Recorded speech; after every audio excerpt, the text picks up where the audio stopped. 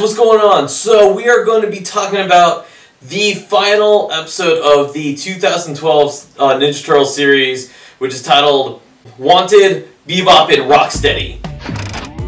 And so... Hey, dude! Hey! What's going on, Classic Michelangelo? What's the haps, Jason, dude? Really liking the new digs. I miss you guys a lot. High three! Alright, here you go, high three. So, Classic Michelangelo, what are you doing here? The little Mikey guy wanted me to come here to improve my training.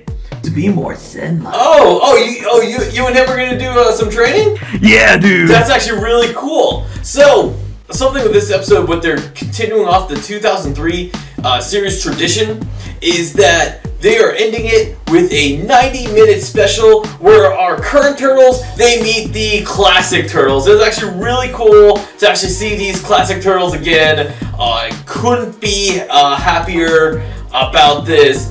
So awesome! So something actually... Hey, Jason! Yeah? Guess what? What, Michelangelo? Mikey and I, we're gonna improve our hand-eye coordination with new cutting-edge technology not seen in my dimension before. It's from a brand new video game he got. I can't wait to try it out. He's gonna show you some new games? Right on. Oh, okay. I'm sure you'll enjoy them. You'll see that technology has really advanced from your dimension to our dimension. I can't wait! Yeah. Alright. Just so you guys know, this episode was not intended by the creators to be the series finale. The series finale was actually supposed to be the Raphael Mutant Apocalypse special. What Nickelodeon did was they decided to actually end on this episode as opposed to that episode, which I see the reasons why, and actually I understand the reasons why. Because with Raphael Mutant Apocalypse was a very grim and dark ending, and we've seen our characters in different ways than what we're used to. And Nickelodeon probably wants us to see the last moments that we see of the Turtles are exactly what we remember them from, exactly for the past 5 years, which I understand, and to be honest, I think it works this way. Now, here's actually the ironic thing about it. So this episode aired in the middle of November.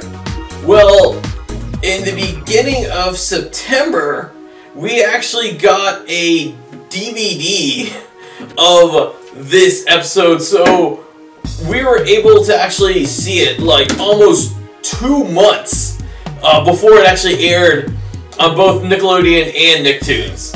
It was kind of ironic that way. Jason? Yes? This classic Michelangelo is very lazy. He didn't even bring his own control. I have to share my control. He wants to play your game. He needs your controller to play your game. Okay. You have to shoot. Yeah, man. Oh, what button do I press? So, the way that this episode actually opens up is actually really cool and really impressive. As soon as this episode begins, it's in a 4x3 screen, 2D animated, and it looks exactly like the original show. In fact, if you put this on TV and didn't tell me that this was a new episode, I probably would have thought that this was the original show right away. Especially with the voice actors, that 6 out of the 7 characters that we've all grew up with back in the 80s and early 90s are voiced by the original actors. Unfortunately, Shredder can't be voiced by his original voice actor. Well, when he first started talking, I've had it with these blasted turtles, Krang. I was thinking he was either Doran Harewood or Jim Cummings or any of the other Shredder replacement voices that they used throughout those 10 seasons. But no, in fact, it's actually Kevin Michael Richardson. And I had a lot of people ask me what I think about the voice of Shredder, especially towards the beginning of the series. And I've always complained about Kevin Michael Richardson because his vocal range has never been varied. It's like mainly when you know it's his character, you know it's him, and he really impressed me in here as he did a great job of capturing Shredder, capturing the character, and sounding almost like James Avery. What is this? I feel so solid. It was a fantastic job, and especially when he starts spewing out the insults, and even when he's like bickering back with Krang, it really fit and just really captured that essence that was really needed for this, and which I really liked. So before I actually saw this episode, and I kind of glanced what the premise of this episode was, I knew that we were going to get... Yes, Michelangelo? He's not playing very good. He says that he didn't see even this game in his dimension. Well, you have to, like, teach him how to play this game. He said everything was 2D. Yes, at that time, everything was 2D. Our video games, you just move the stick and press the button, dude. No, this dimension is cooler. I told you. You should keep pressing this button to keep the squishy crank. This video game's still teaching us how to play. Okay. Actually, you know what? Speaking of the 2D animations, what I actually really I actually really enjoyed those segments in this episode. They did such a great job of recreating that feel of the original series. They did a much better job on doing it for this special than the Trans-Dimensional Turtles episode that we had last season. And it flowed better. It doesn't look like it was animated digitally. It looks like it was actually animated the traditional way. The only unfortunate part is that we see it in the beginning, and then we see it at the end, but we don't see it enough.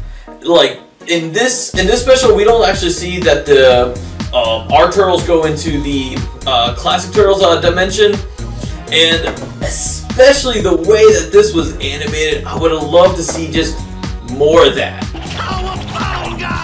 Hey, Jason. Yes, Michelangelo. So before I left, I saw the skinny little dude eating cereal Saturday early in the morning. Kind of looked like you, dude. Yeah, that I was definitely a skinny little boy. He had really long hair. Did you ever have long hair? Yeah, that was me. You saw me? Yeah, dude. That's kind of weird. It was you?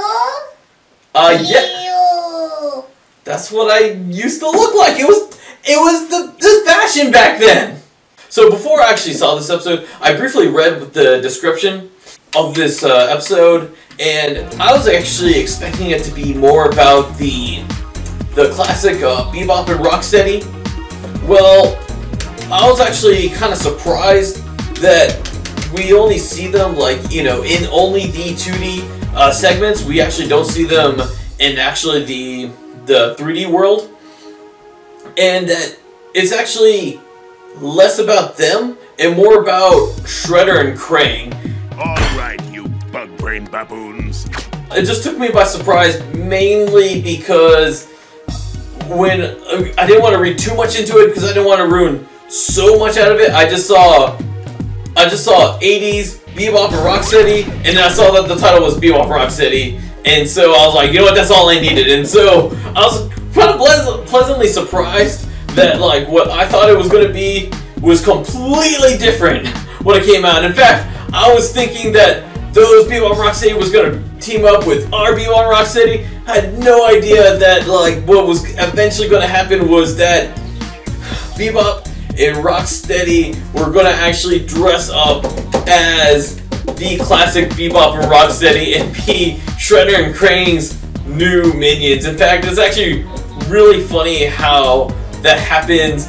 And at one point, before they actually wear the outfits of the classic Bebop and Rocksteady. They're going in almost like a job interview because they've answered an ad in the want ads. And I am kind of like, you know, in 2017, do we still have want ads?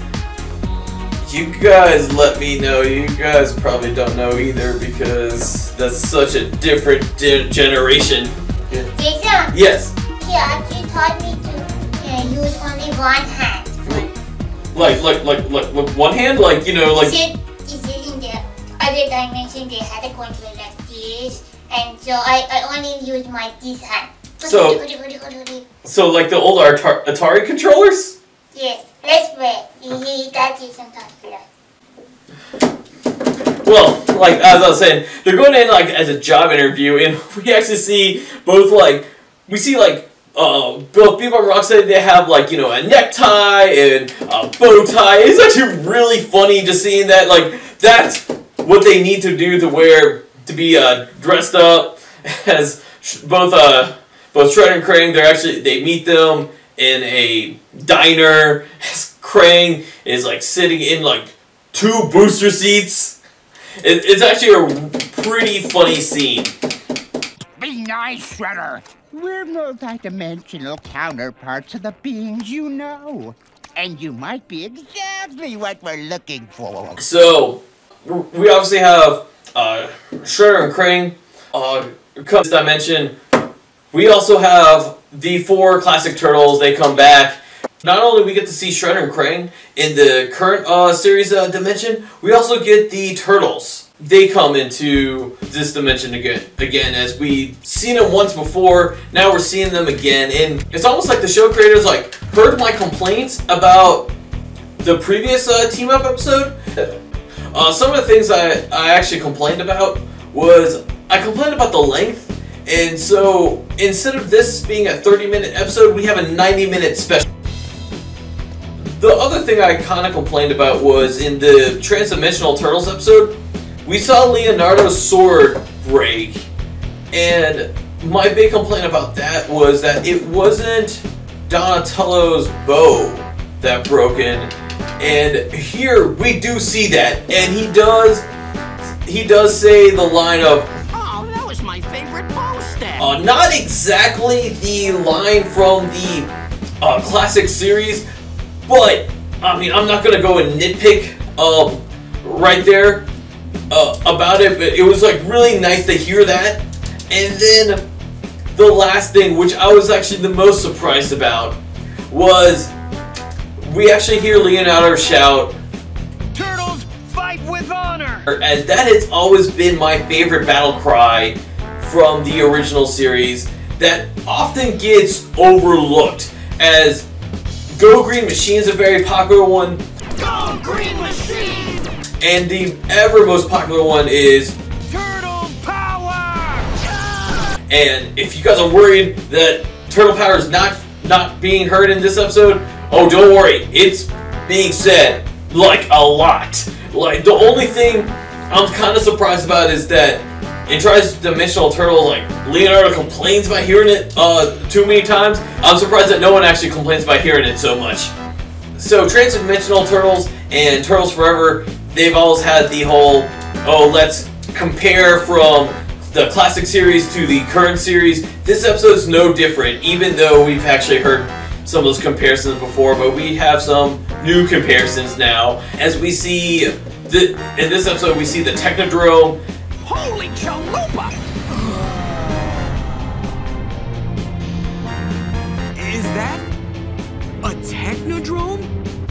They have concerns about the eye that's on the Technodrome. They have the big foot that's being painted in front of the machine. They talk about the initials. Another big one that they address is Casey and April. Like as the classic Turtles, they see them and they're like, "Whoa!" They're like kids. This April is way too young to be wearing a jumpsuit. And apparently in that dimension, that it is common for news reporters to wear jumpsuits. That just a lot of tongue-in-cheek areas in that in that area with those comparisons and everything. Classic Raphael, he does break the fourth wall in this special. It only happens in one instance, as opposed to like multiple times like it did in the original series or some of the other specials. It's actually a really funny interaction. If you guys were not aware that the show was created in 1987, this special makes sure you know. As Rocksteady and Bebop, they actually have a line that says, "Whoa, this is not in 1987 anymore." As like, you know, they're complaining of how Shredder and Krang like treat them. And at one point, they actually go and break into the Earth Protection Force building, which is like almost like Area 51-ish, kind of like. As they go into this room, and the room is actually like labeled as 1987. And actually in there is like one of those pause the DVD DVR moments where if you just look in the background, the silhouettes, you are seeing a lot of nostalgia from that decade. As like we see things like Teddy Ruxpin, the RoboCop helmet, Freddy Krueger's like glove and hat, even the Texas Chainsaw Massacre chainsaw. It's just a lot of like just things just to eagle eye, just to kind of like look at that moment and everything. It's actually really cool on like just the detail they add in there.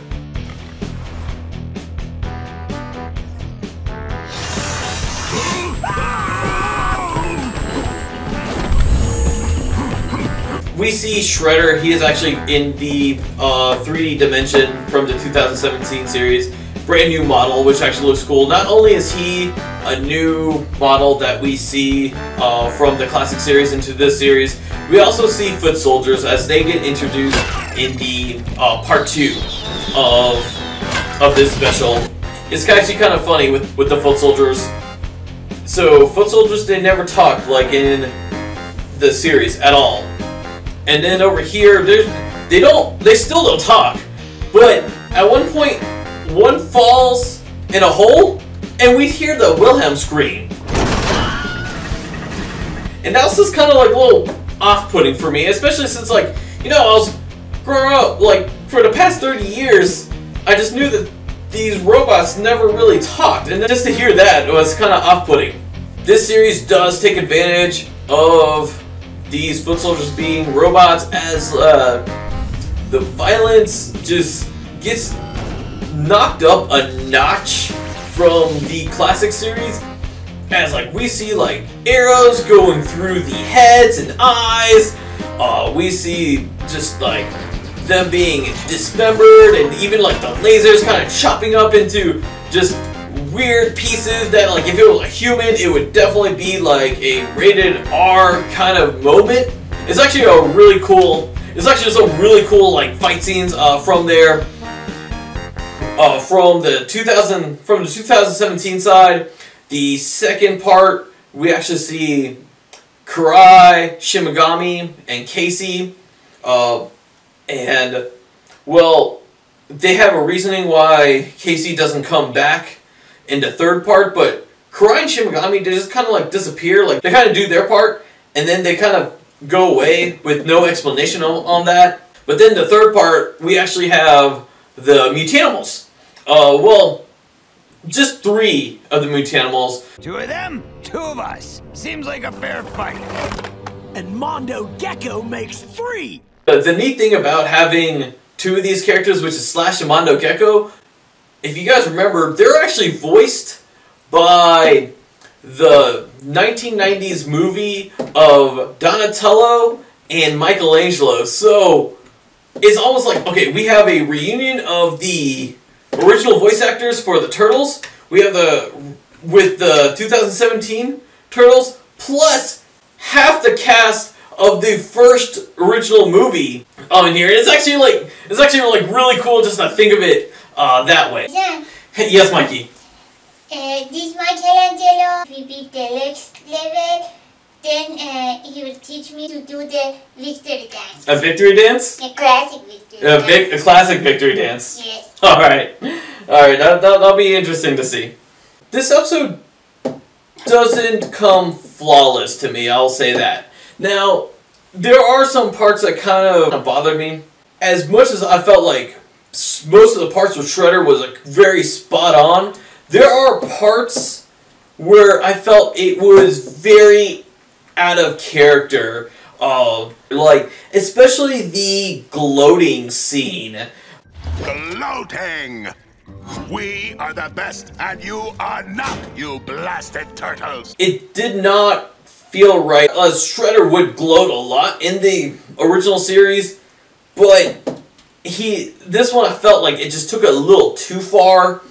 We even have a part where when Krang's attacking, we hear him fart. Especially in the 80s, 90s cartoon era, that was too crass for cartoon television. Speaking of something gross. Yes, Michelangelo. Why on your shelf there you have those two meatheads, Bebop and Rocksteady? Are you trying to scare the children watching this video, dude? I mean, we're talking about the episode's mainly about Bebop and Rocksteady. That's why we have them in the background here. Just wait right there. I got something to improve that. Just hold on 1 minute. Alright. We also have like the turtles when they're fighting, like all of a sudden like we're seeing Raphael is having a hard time breaking the fire hydrant. We're seeing all of a sudden like the classic turtles don't really have strength, and I thought that was a little off-putting too, as like we saw in the original show that they are constantly picking up sewer lids. Sewer lids are really heavy, guys. I just want to let you guys know that. They're picking up sewer lids, breaking fire hydrants, just throwing really heavy things, and then over here it's all of a sudden like they have no strength. I understand that this was to show that they needed training, and kind of like emphasize on that. I felt like some of the things that they were doing was a little too far. And here's something to really class the place up. Yes, Michelangelo. Make it all fancy like. You want me what? Am I speaking Chinese? Put it up there, man. Check it out. This is like looking like a cool sewer, man. Is that better? High 3. Come on, high 3. There you go. All right. Yes, Yes, Michelangelo. I want to put my figure too. Okay. All right. Oh, so there's another point in this episode. Now I don't know if this was intentional or not, but it really was very noticeable. And let me explain what happened, and then I'll say why I think it may be intentional. There's at one point where Classic Raphael, he throws his side to break a computer screen, and then we hear Michelangelo says something along the lines like, hey, that's why he's cool but rude. Well, when Michelangelo says that line, it's actually coming out of Raphael's body. You see? Cool but rude. I told you, dudes. And it could be intentional, as that animation mistake happened a lot in the original series, as since the Turtles, the only distinguishing factor that they had in that series was just the color of their headband. With the multiple animation studios doing it, and especially with most of them being foreign, it was very common for those mistakes to happen, and they just aired on TV anyway, just mainly because of price factors and like just how cartoons were regarded back in that era. It could be intentional, but it stuck out like a lot, and there was nothing in there that showed that it was like it shows more as a mistake than intention. Susan, Yes, Mikey. put my figure. You want me to put your figure up there too? Yes, we are good buddies. You're good buddies? Alright. Is that good? We got the 2012 Michelangelo up there, and we have like the 87 Michelangelo up there. Booyakasha! Alright. Some something else that really stuck out to me in this episode. Now, this could have been in Transdimensional Turtles, and I just didn't pay attention that much, but since this one's a longer length, it really, I felt it was kind of weird. The classic Turtles, they wear their weapons, like, you know, at their belts and everything. Most of the time when they have them, it's on their belts. When we see it, there's like no belt holders for their weapons like we have for like the 2012 Turtles. Like, so when we're seeing the weapons, like, we see that they're just kind of floating, just on their shells. It's just, I just don't know why, like, when they designed these models, or like just animation wise, they didn't add like holders in their belts. Like, especially they had holders in their belts in the original series. Things I actually really enjoyed about this episode was actually, so when we first see the classic Turtles, we see that they are just losing a lot as, like, you know, they're not strong enough. What actually was really cool is that we actually have the new Turtles. They actually go and train them to be tougher, and it's actually, I actually really like that, especially like when we actually see them use their weapons as, like, we've never seen in the original show them use their weapons like that. We see Michelangelo, he not only uses his nunchucks, he does use the grappling hook. It's actually really cool that they included both of his weapons in there. If you guys don't know, he had this grappling hook that it was taken away from him in the original show because it was deemed too violent in the UK, and when CBS took over the series and it wasn't syndicated anymore, they want to make sure that it was good to air internationally. You know, what I almost forgot is the music. So we hear the classic voices. We actually hear some of the classic music from the original show. Like, we hear like Bebop and Rocksteady's theme. We hear like that Bad Guy Underground theme that, like, if you just hear the first few notes of it, you guys will immediately recognize it. We got the zip! Let's bounce, yo! Come on! Even the Heroes theme, we do at one point in the third episode, we actually hear the actual the current Ninja Turtles theme. It would have been really cool. We've heard, like, from some of the other episodes from this season where it could have started from like the 80s and 90s hero theme and just kind of like morphs into the current theme. That would have been really cool. And the only reason I'm saying that is because we heard it especially we heard it in the Usagi episode and also the Mutant Apocalypse episode. That would have been a really nice touch. One thing I will say, so we hear like this Michelangelo, he actually says Cowabunga, while the classic Michelangelo, he says Booyakasha. And it's actually a really cool moment. And then they do it again at the end. Oh, I felt because we heard them already switch the words before, that it was less impactful at the end, and I felt like they should have just only kept it at the end. Also, in a very pivotal scene, we hear Bebop actually say the word. Now, in the original show, Bebop screams "Mama" a lot. It's like one of his, like, oh, I'm in pain word, or like I'm in trouble word. Just, it's like one of like the classic Bebop's lines, and I'm not like, it's done over here. It's done in a very pivotal moment in the climax of the episode, and I'm not sure if that's supposed to be also a reference to the original Bebop, because I believe it is. But when he does say it, we get the best image of the episode, which I really love so much, and I just couldn't help but laugh.